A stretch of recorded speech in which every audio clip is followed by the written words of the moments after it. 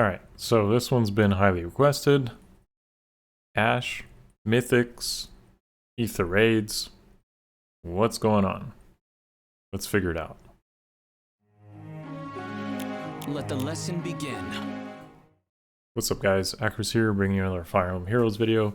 Today's video is a good follow-up to yesterday's video. So this is going to be an Aether raids and Mythic ranking, understanding, effectively some sort of new player's guide, and also a good way to give direction for a lot of you for playing Aether raids or potentially getting into it. So treat it as such. It's going to be divided into separate parts, so if you basically already know how to play Aether raids, then I suggest looking at the chapters on the video and skipping ahead to my thoughts on the Mythics. If you do enjoy what I do though, then just watch it the whole way through, as it does help out the algorithms here. Of course, that button also helps. Truly, if you guys enjoy these type of videos that help both new players and veterans alike, then give it a shot. And I do put a lot of effort into making sure that this is as comprehensive as it can be, so you guys get as much out of it. So throughout this month, I have been getting a lot of requests on Ash, what I think of her, as she is a new character, and I'm sure many new players, plus players might be considering getting into Aether raids, as of course, she is a Mythic, a brand new Mythic, and in general makes Aether raids easier. However, this video will not focus on Ash specifically, but Aether raids in general, and all of the Mythics combined to give you guys some perspective as to how exactly to approach it. And unfortunately, I cannot cover everything. Like, this video will not really cover defense extensively, and I still really can't really delve too heavily into team comps, as that would take a lot of time. So what I do recommend is that after you watch this video, do also check out maybe some Aether raids gameplay on YouTube. I do some commentaries of some good matches, more to that to come as well. And of course, I stream on Twitch at least about 5 times a week, so of course check those stuff out in the description to extend your knowledge further than just the theory provided by here. There is some practice required, and of course watching and indulging in that does help. So with that being said, yes, do that. But yeah, alright, let's start off this first part talking about Aether raids, why Mythics are so important, and how you can get into it or understand what's going on. I get this a lot when I do some coaching. If you're interested in that as well, I'll put a link in the description. But essentially, when I've done some coaching, and anyone who wants to get into Aether raids, a common problem is that people just don't understand how it works, like the mechanics, the scoring, team comps and whatnot. It's actually pretty confusing, and there's literally only like a question mark in that menu to even help you guys out. So for example, you're presented with all these menus here, and then if you want to jump into, you know, Aether raids, you have this like one question mark at the top right that's supposed to basically explain everything to you, which is a bit ridiculous because there's so many mechanics and systems at place here that you're likely to miss some details without some guidance, and hopefully this video can help you understand a lot of that. Effectively, this screen here is one of the most important ones to take away though. What I would focus your attention on this screen is the Mythic, sorry, not just Mythic, but the bonus heroes in the middle, the bonus building. Those are effectively the two most important things to think about right here, such as Edelgard, Legendary Edelgard, Fjorm, Sothis, and Mila are going to probably be the most common that people have. However, there's likely to be some freebies as well, like Bertram shown here. Keep this in mind, as it is very important for team comp creation, which I will cover a little bit later into the video. So, and the bonus building, as it does matter your stats, and both on defense and offense. That's effectively what you should be concerned about here, but what you also need to actually understand to play the mode is of course the battle button, which is green. Big green battle. There is an option auto dispatch, but you can only do that 3 times a week, and unfortunately it's not really going to help level up your game, as you're not really understanding what is going on. You're not actually getting any experience there, you're just kind of auto battling what is otherwise a pretty competitive mode. So when you actually do press the battle button, you are presented with this screen where it says like proceed, and you know it's like basically it's a risk. Like if you end up clicking battle and you're committing, you end up losing potentially something if you lose. This isn't like PvE where you retry. This isn't like Arena Assault where you just redo the run. You literally put a little bit at stake for potentially your rankings and scoring at the end of the season, so it's important that you're prepared before you jump into it. When looking at this screen, it does say like a couple things that just you should keep in mind, which is the boost at the top there, how much ether you end up using to take a match. The ether is required to do your matches, and effectively one thing you should be doing here is using the boost times 2 as much as possible.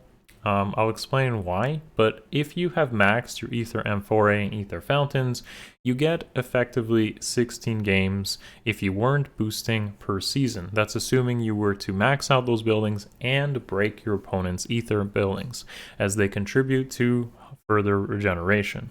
Now, the difference between boosting none at all and boosting times 2 is important, because you should generally just be boosting times 2, because if you do lose and you run an escape ladder, which I'll talk about in a moment, the escape ladder building will just act as a retry a couple times per season. So boosting times 2 and you end up losing is effectively trying to take a 2 times game, but only risking a single charge of your escape ladder than risking 2 charges. So you can minimize your 16 games down to 8 games instead, and 8 games per season with up to 6 retries on the escape ladder means that you have a little bit of leeway for mistakes or counter picks, or your opponent's team just ends up being too strong for whatever team compositions you have. As for the actual team compositions here, as I said, I'll cover it a little bit later in the video, but what I wanted you to focus on here is, of course, the boost. The team that's selected actually isn't too important, because you can actually just change that right before you go into a map, so don't worry about picking a team, just focus on the boost mechanic here. That is what's most important. Next up here is talking about the actual buildings themselves. Now, this is my defense team, but don't worry too much about defense. That will likely be covered in a future video. What is important here is the actual buildings that you're using on offense and defense. So even if you're not necessarily like playing defense, like you're not building a defense, that's fine. As someone who's just basically ranking up, trying to get higher in the tiers, defense actually doesn't matter at all until you're way up there in the higher ranks. Then you have to put some sort of focus on it. And as I said, I'll try to make some videos upcoming that should help you try to design some pretty basic good level defenses using some characters or heroes that definitely make some sort of impact. Now, to be honest, it's not like my defense is crazy good. It has worked, but story for another time. Anyways, so what is important to realize about your map on your defense? This is accessed by edit Ether Keep. What is important to realize here is that the Panic Manor, which was the bonus building, is visible on defense, on my defense, and is visible down there, as you can kind of see, on the offense buildings. The offense buildings play into whatever map you play into, so it's important that you use that bonus building, whatever it happens to be, by making sure you see it. Now, another thing you'll notice here is that there's no additional offense buildings. This is on purpose. There are not 6 offense buildings here. There's actually only 4. The fort is required. The bonus building is very important for stats, and then effectively you have 2 other buildings that I feel could be required but should generally be used depending on your playstyle, which is the safety fence and escape ladder. Now, the escape ladder is basically mandatory because, as I said just a moment ago, the escape ladder gives you retries per season, and if you've upgraded it to the max, that's up to 6 retries per season, and a season lasts a week. So if you're doing 8 double upped games, boosted games, then 6 times to lose with retries gives you up to 14 games you could take in a season, with 6 of those being losses and 8 of them being wins, is a pretty solid leeway for most players. Now, the other building, safety fence, I talked a little bit about it on its release, but right now where I would stand on that is that safety fence is a great building if you incorporate player phase strategies in your strats. So if you're the type of player who just basically plays with like armors and only end turn, and you just enemy phase basically everything, you just try to tank everything, then safety fence actually isn't really going to provide much value for you, and would honestly just clog your space on your team, so where you could use to hide maybe some more fragile units or something of that nature. I do recommend not using up all your space though, as this definitely allows your units to hide somewhere from high pressure units such as cavalry with range. Big word of advice. Okay, next up is to consider why playing Aether Raids is important, which is the reward system. There's a couple things about Aether Raids, this reward system, that is very important to think about long term, and that is effectively the Grails. Now, Grails cannot be bought. There is literally no way in this game, okay, that's not totally true. I guess Fat Pass gives you some additional Grails, and occasionally there's some packs you can buy that use grails, like give you additional grails, but for the most part, the total income of grails over the span of a year comes from this mode, and the more you invest into this mode, the more grails you get out of it. It's pretty much as simple as that. You do get additional stuff as well, which is the Aether Stones, which only just contribute to your success in the mode, but flowers as well, which do add up quite a bit as well. Now, what is important to realize is that if you do reach up to tier 21, take a look, you get about 40 grails, 34 flowers. And the cool thing here to realize is if you do end up playing for the top, you end up with 60 grails and about 55 flowers. That is almost a 33% or 32, something like that, percent increase on the amount of grails per week. And that's not all, actually. If you consider that the rankings as well, the difference between a tier 21 player and someone who's up to tier 39, which will likely be close to about top 1000, again, it's about another 30% upgrade on grails. Now, over the span of a year, this is quite a lot of grails, and I mean quite a lot. Like it'll be the difference between effectively completing let's say a new merge project out of the Grail system and a not. Now, for those of you that really do have quite a lot of freebies or favorites from the Grail system, that will definitely hurt you in the long running as you try to accrue all those favorites merged up. As you can see here, quite a few examples. Now, obviously, most Grails aren't going to appeal, like most Grail units aren't going to appeal to everyone. I can totally understand why you wouldn't want to invest in someone like Alfric or Peleus or Sonya maybe, who knows. Like there's a lot of duds, but there's definitely going to be some occasional winners where you may want to invest. Not even shown here is Yenfei, who is going to show up soon, and I'm sure many people want to spend grails on him. Or Innis, who was earlier this year, also a great grail investment for many players with definite unique mechanics. And this is the most important reason to get your reward loop back from Aether Raids. The more you invest into it, the more you get out of it, and the more characters you can build. Another thing to realize as we jump into some team comps in the Mythics is that it is quite easy to get into, and you don't necessarily have to like spend thousands of orbs to get to those top rankings. Believe it or not, even as someone who's just starting out, and this is from my experience coaching casual players that wanted to try getting into Aether Raids competitively, they didn't have any merges, they didn't really know what they were doing, and they were able to climb ranks quickly, so a little bit of effort really does go a long way, and it shows a lot of dividends. Alright, so this is where we get into the more complicated stuff of Aether Raids, and how exactly you put together these teams. Again, another big text blurb that the game throws at you, and you basically don't understand what's going on, and that is, I'm going to try to summarize what this means effectively. So it gives stats to the units on your team that are blessed in season. Dogger here is a light blessed mythic. Another example that we've gotten for free is of course Air, Peony, and the new cow, which is Ash. So those all have basically the same blessings, but the difference being that the newer ones like Dogger, Uller, and Ash provide an additional effect, and the older ones don't. Another thing to realize is just the stats that they give. So Dogger and Air give res along with HP, and someone like Ash gives attack 3, where Peony gives +4 speed. If you just click on it, you can see that at the very top there, HP 5, res 5. Now the more complicated-ish stuff to realize here is how to create team comps using the Mythic Blessing to get as much score as possible to rank up. And that's where this text ends up being pretty confusing. The way I can explain this to you is to just kind of visualize it here. So As you can see on this team comp here, maximum lift plus 190. If you just look at that number there, you'll understand in a moment exactly how that works. So you should be using at least 2 mythics if possible. In light season, you're going to have actually quite a few options for free, which are Air, Peony, and Ash. And you can actually use all 3 of them in a team comp, as it will mathematically end up being the same, as I explain in a moment. Okay, so for Astra Mythics, unfortunately, the only freebie we have is Regan.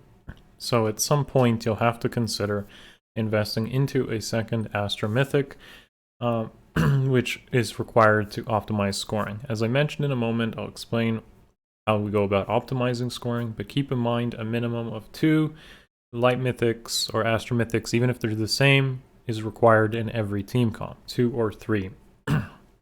Now, there is some speculation that we might end up with Mythic remixes around the anniversary in February 2020. So if that does happen, that would guarantee some copies of both Light and Astra Mythics, where merges do play a part as well in your total scoring. Keep in mind, don't feel compelled to be like spending all your orbs for merges and such. They give you more leeway, they help a lot to get a variety of mythics and getting those merges for scoring, but at the end of the day, they are not required to get up to the highest rankings and even consistently stay there, even with no merges. Many people do it, it just requires some really strict optimization. Now, in terms of putting together the team comp and optimizing scoring, what I want to shift your attention to is the current team comp there, with Dogger, Uller, some Rashida, Rayson, and Edelgard. First thing to realize is, of course, you need a minimum of either 2 Light Mythics or 2 Astra Mythics, depending on the season. We're covering Light season here, but a minimum of 2 are required, and everyone on the rest of the team must be Light Blessed in this particular example. The Light Blessing units must be combined with Light Blessing Mythics, and that combination provides you your score completion. In this particular example, we have 2 Light Mythics blessing 3 units. Legendary Edelgard is a fire legendary, but is overlapping seasons. As you can see where it says Edit Rating Party on the screenshot, we have Fire, Light, Dark, Wind. This means that Fire and Wind legendaries are counted as blessed units in that appropriate season. So Legendary Edelgard here is counted as a blessed light unit. Another important thing to realize is the bonus allies that were visible earlier in this video. Legendary Edelgard was one of them. Now, Legendary Edelgard has to be on this team because she is a bonus unit, and you need some sort of bonus unit as well to give you additional scoring. So, to finalize everything here, we have 2 Light Mythics blessing 3 Light Blessed units, and that gives you a total count of 6. I want you to just, make the sum of the all parts, because this is how the scoring works. So 2 times 3 is 6, and the other way to maximize your scoring is 3 Light Mythics with 2 Light Blessed units. If you have 3 Light Mythics on your team with 2 Light Blessed units, that's 3 times 2, which is 6. The reason you can't run a single Light Mythic or 4 Light Mythics is the single Light Mythic blessing 4 units is only 1 times 4 equals 4, and if you have 4 Light Mythics on the team, 4 times 1 is 4. So as you can see, the mathematical optimization for the right amount of Light Mythics plus Light Blessed units is always either a combination of 2 times 3 or 3 times 2. One thing I haven't talked about here is that 6th slot, the additional slot that's given to you by both Regan and the new Ash, as well as a couple of the other more recent mythics. That slot does not affect your scoring in any way, and it is literally just a bonus slot. In that bonus slot, you cannot use a bonus unit, and it does not really affect your scoring in any way. However, if you put an additional mythic there, they do end up giving buffs to the rest of your team in the form of the extra HP and whatever stat, but they do not count in that score combination that I just described. The 2 times 3, 3 times 2, 1 times 4, 4 times 1, that does not apply to the 6th slot, whether it's a mythic in that slot or a regular blessed unit. It doesn't count in that formula, and just keep in mind this is how it works. So one final thing I want to show you guys is a couple of team comps and how exactly that maximum lift goes higher. So as we just mentioned before, 2 times 3 and 3 times 2. As you see on the screenshot on the left here, we have Air, Peony, and Ash, combined with Edelgard, Valoria, and Marianne. So Marianne being in the bonus doesn't affect the scoring in any way. The 3 mythics here affect my scoring to bring me much higher than that 190 base that was shown in the previous screenshot. And this is because of merges. Merges give you an additional point. That's it, per game. So in this case, we have 19 additional merges among my 3 mythics that contribute to an additional 19 points. And that's really simple as that. It really is. So Air has 10 merges, Peony has 6, and Ash has 3. This means I get plus 19 additional score per game. That adds up to be 16 additional points per merges at the end of the season.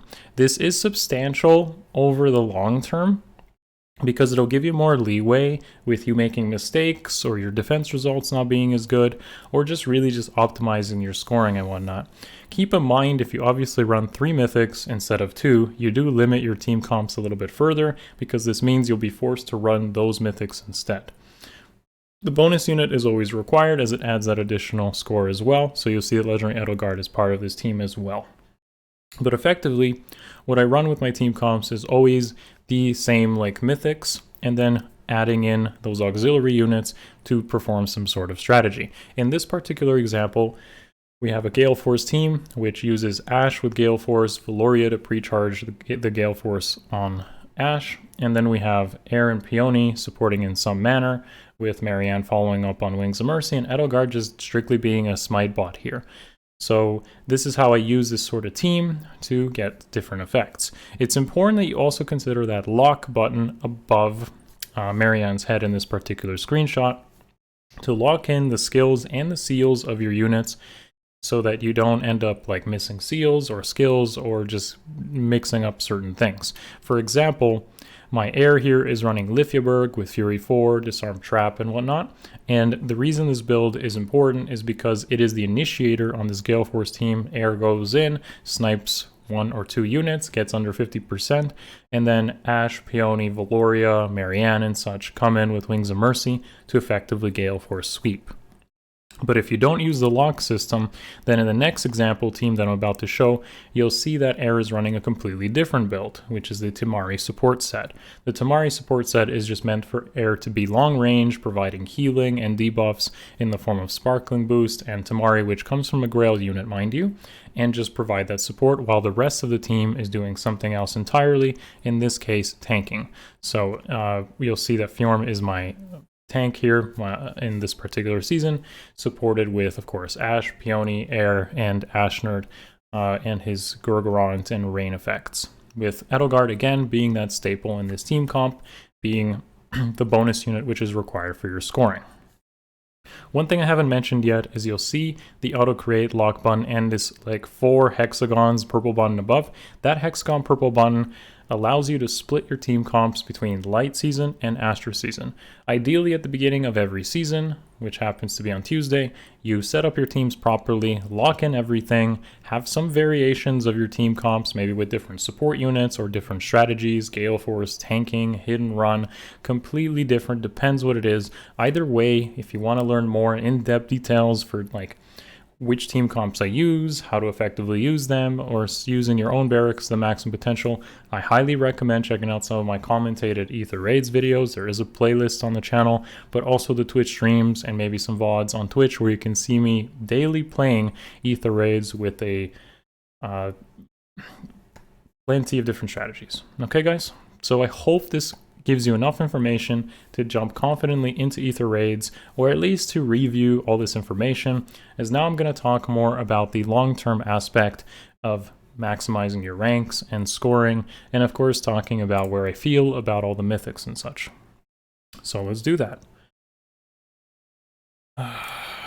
Okay, so one thing I want to mention before we talk about the specifics of why I feel certain mythics are where they are is that generally speaking, you should be focused on offense mythics as opposed to defense mythics. I didn't touch too much on this, but defense mythics do not provide progression, but rather they provide prevention. This is a big difference between offense and defense mythics. Progression means that every single mythic that you get or merge for offense will provide some sort of score increase as long as your performance in that season is as good as it can be. Whereas defense mythics are meant to effectively just prevent you from losing lift, which is still useful, but every merge on them is less reliable because you're not always going to be losing lift on defense. As long as you build a decent defense team, you shouldn't be always losing lift, but effectively you're just going to get less value from a defense mythic merge than you would off of an offense mythic merge. So keep that in mind. Long term, I do recommend merging up your offense mythics, and for defense mythics, honestly just having a one-off for the bonus seasons is as good as it can be, so that you can just prevent the most amount of defense loss. More details on that will likely be in a future defense Aether Raids video, but this one is strictly focused on getting into it and just climbing the ranks using what we have available to us. Now, the tier list itself, the rankings, and how I feel about the mythics right now. Of course, I want to talk into this a little bit. The way I've structured this ranking is effectively how good these units are, generally speaking, meaning their utility, their support. I use this kind of system. I've used it forever, for years now, to rank all these mythics. And with over 150, I don't even know how many golden thrones, basically top 1,000, 3,000 every single week in Aether Raids, I'd say by now I can kind of realize where most of these mythics stand. And that experience has shown me that a lot of these mythics are either really good or really not good long term. And one thing that stands out here is the more support, the more utility, and the more flexible build options a mythic has, the better it will last in the long term. Which is why a common trend you'll see on my rankings is that support units like dancers will generally always be really powerful. Now, even with the release of Ashe being as good as she is, and trust me, she's really good, and has tons of build options as well, I still feel like Peony will be better long term because she is a dancer with great effects that just honestly is trading one action, a dance off of her, onto another unit, and that unit could be extremely powerful to a point where no other mythics action can generally compete with that if you use her to her best potential. But even if you don't, she complements basically every strategy. It doesn't matter whether you have an enemy phase strategy, a player phase strategy, Peony is providing some sort of buffs here or there through drives, through her weapon, through anything like that, to really mobility to get you going. Now, Ashe is no slacker as well, as she provides mobility. She provides support through her joint drive attack. She has decent matchups. She's colorless. She's infantry. She can run Gale Force and contribute to those strats. So honestly, a very powerful mythic, and honestly almost as good as Peony, but I would still consider Peony to be better. One thing you'll realize on this list is that there's no C-ranked light mythic, because honestly, none of these mythics are bad, for light season at least. I honestly don't think that any of these are bad, objectively. So there is no bad light mythic. They're actually all pretty good and useful in some way or another. Even Air, who's literally last place, is still really good, and I get a lot of value out of her. She can run support sets, she can heal from afar, she can set up Wings of Mercy chains and such. So she's still very flexible in the stuff she can do, and honestly is likely to be one of the first mythic remixes once she starts getting to refine and possibly skill updates the sparkling boost. So she could very well just end up aging even better than what's shown here. And I will talk about that should that happen, maybe. Now, with the mid tiers, you'll see a bit of changes here because before I used to think something like Freya wasn't as good, and Mila was definitely one of the better ones. This has changed a little bit because now I feel like Mila is still very good, but unfortunately she isn't useful against all team comps, especially when you're running more player phase strategies such as Gale Force. You're going to effectively have kind of like a dead unit, a unit that's not contributing in any meaningful manner. With Mila, she effectively can become a smite bot on your player phase teams and is generally better in stuff like hit and run or enemy phase teams where she can provide nurturing breath as stats or isolation to stop follow-ups on the enemies. Freya actually ends up getting a couple bumps here in my rankings because I believe that Freya is really good in player phase strategies and cleanup potential. Among the fact that she can benefit from now using trace skills means that she can end up being the only cavalry unit in this season and green, which is also pretty good to have on a team comp, where she can go up, clean, snipe units, and contribute to Gale Force strategies in one way by being a solid initiator, where she can take some damage, set up Wings of Mercy. Honestly, a very special place for her that I feel is deserved to be pretty close now in the middle rankings. Dogger is a little bit overshadowed by the fact that Ashe was released, where Pathfinder and the Guidance 4 effect of Ashe compete a little bit, but Dogger is still very powerful as a unit that can end up soaking Bright Shrines and benefiting from that. And also Pathfinder does work a little bit better with cavalry units than Guidance 4 does, whereas the Pathfinder can definitely enable a lot of units to just use like trace skills better or just get into positions a lot nicer. She can also help with Wings of Mercy strategies and run some pretty unique builds, so Dogger is in a solid middle, but I wouldn't consider her as good as Ashe, for instance.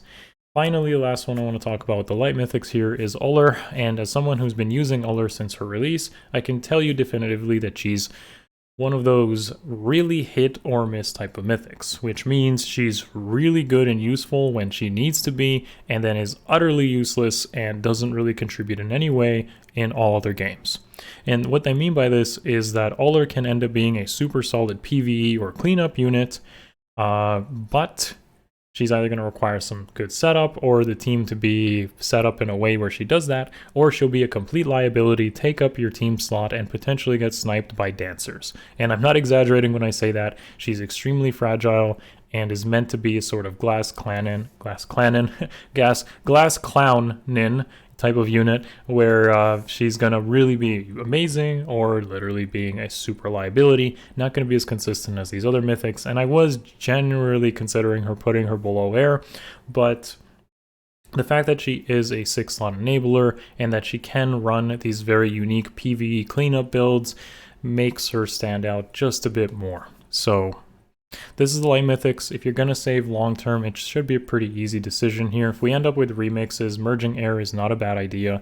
Peony and Ashe are definitely high considerations. Look for overlaps with legendaries that you also favor, for example, or multiple overlap in color, such as Dogger and Freya sharing, or Ashe and Mila sharing. That would be pretty good as well.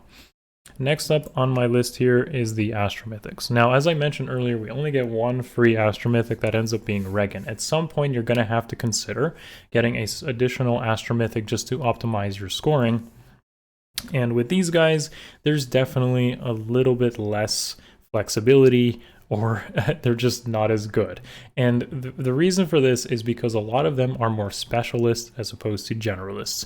Whereas the light mythics are generally useful in a lot of strategies and contribute in one way or another, a lot of these Astra mythics are going to want specific strategies, and they don't really help in every single game, which is why you'll see something like Plumeria and Regan here at the top, because they will contribute to most games in one way or another. Regan having Cancel 3, an extremely powerful pre-charge special that can nuke a lot of things and enable a lot of strategies, whereas Plumeria is pretty much the same reason that Peony exists here in the top, which is that she can just enable and contribute to every strategy. The other Astra Mythics are way harder to fit into specific places, but they are, like the A tier, for example, between Thor and Ashera, they will contribute to a lot of strategies and help in one way or another. The contrast between someone like Ashera and Ullr, for example, is that Ullr has no sort of supportive capabilities. Ashera ends up being quite fragile as well, but at least she provides Null Panic as a buff and attack and res, which are really great. So she has great nuking potential, but also some support, which makes her very useful for a lot of strategies.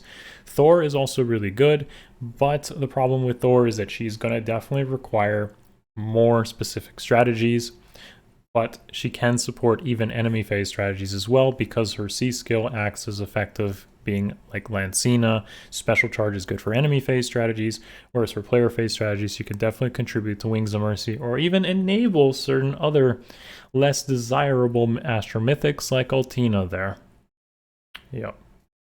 So finally, we have Naga and Altina. Naga is borderline bad, B for bad, but the reason she's not necessarily as bad as Altina is because she's redeemed by the fact that the Divine Fang exists as her support skill.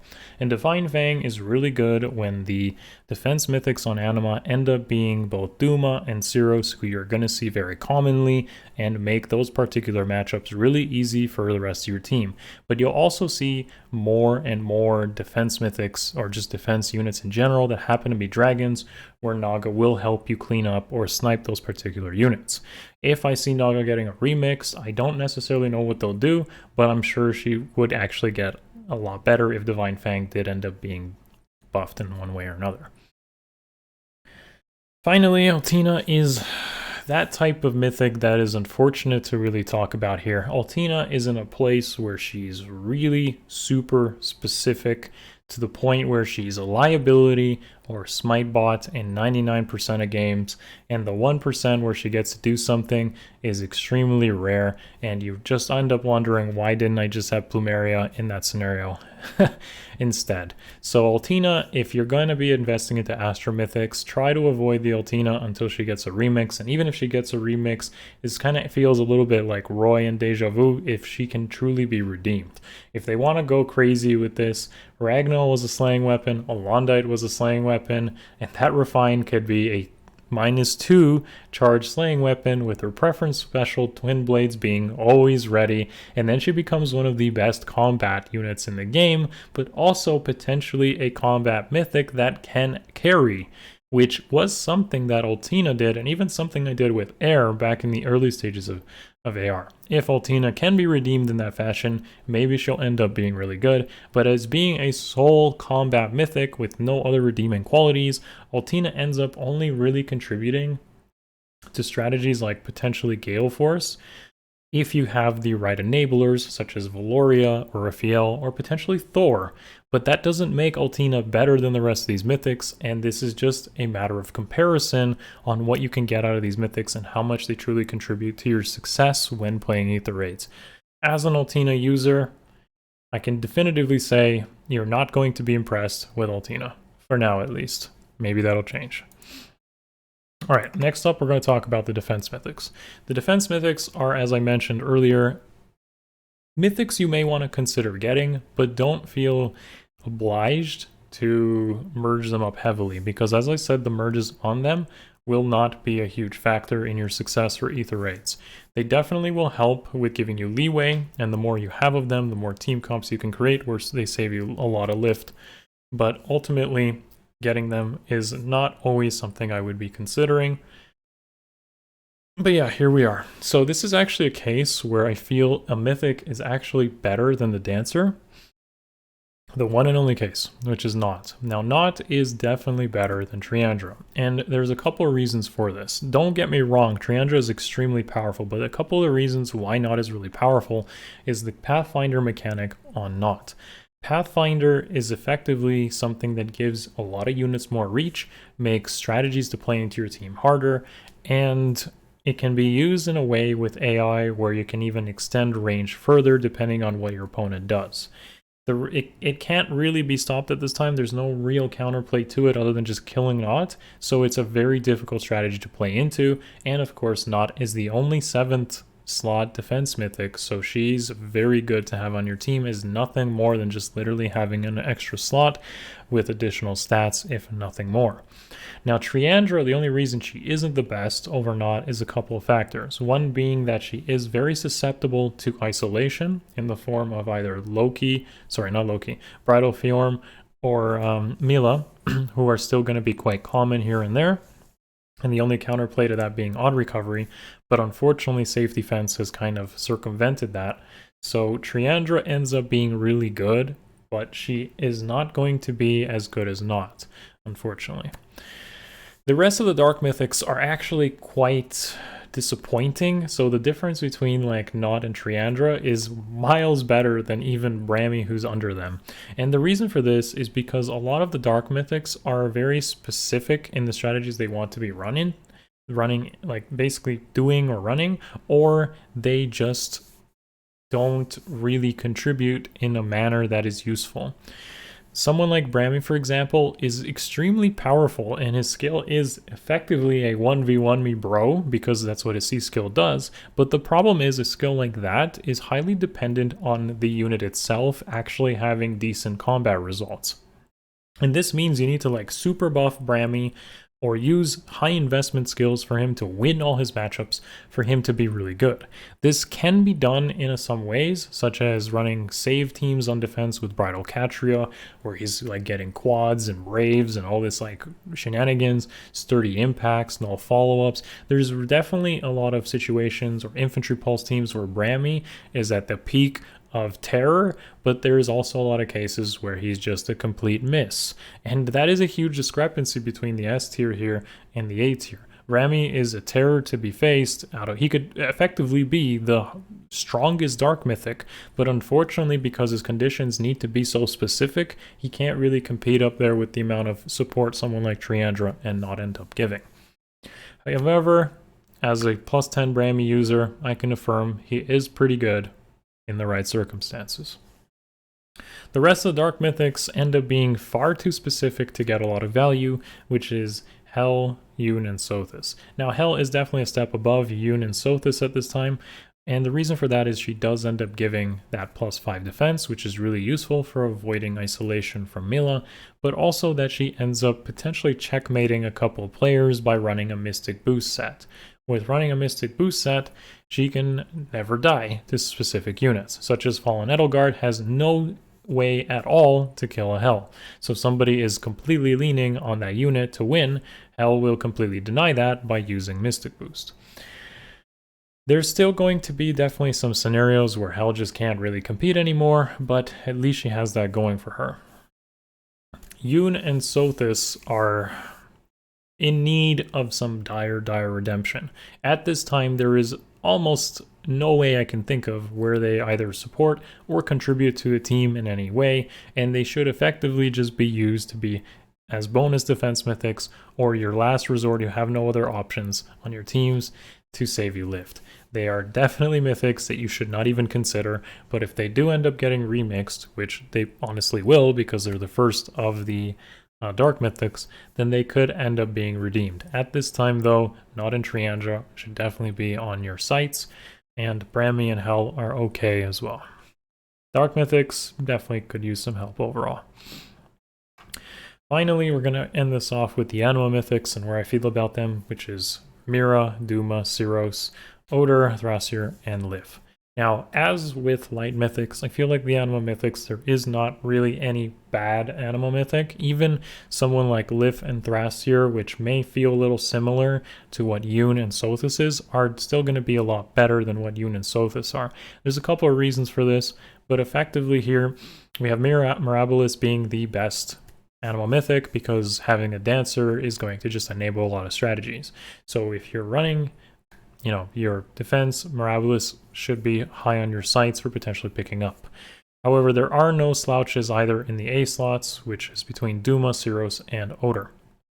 Duma is very powerful when you combine him with a catapult defense building, where he's able to potentially snipe 2 lanes and potentially snipe a safety fence, which would deny a lot of players from running the player phase strategies such as hidden run or Gale Force setups, especially combined with something like cav lines, restore traps, and high aggressive teams where Duma's just going to deny them. And that is a very, very strong thing associated with Duma, that despite his complete and utter lack of ability to be a combat unit, he still brings that utility, which is very powerful.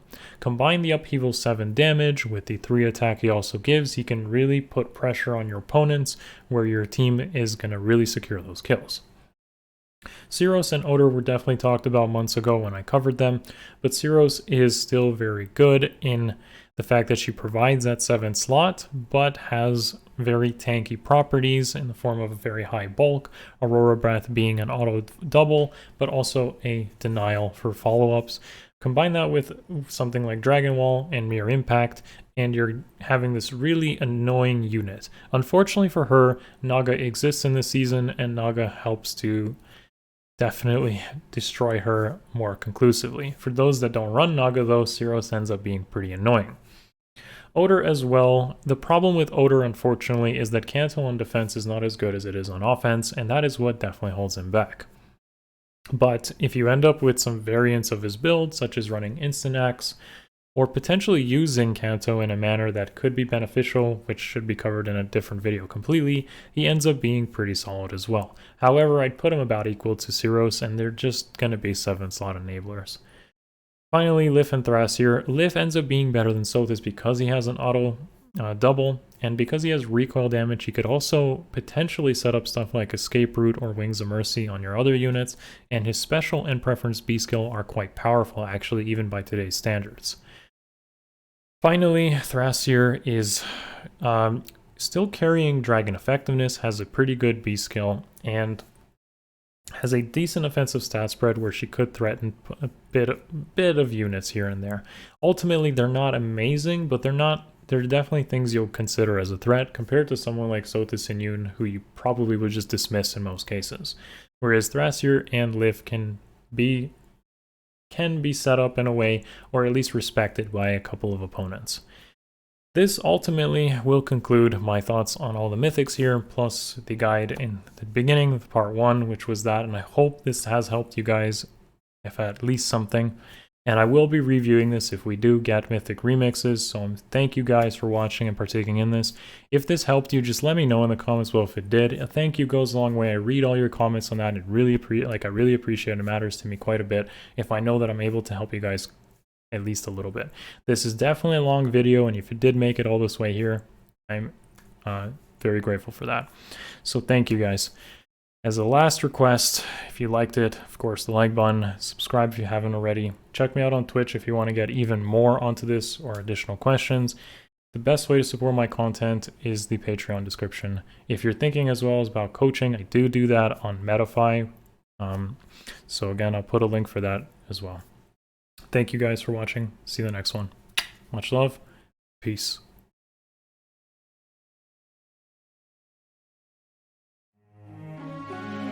It's over.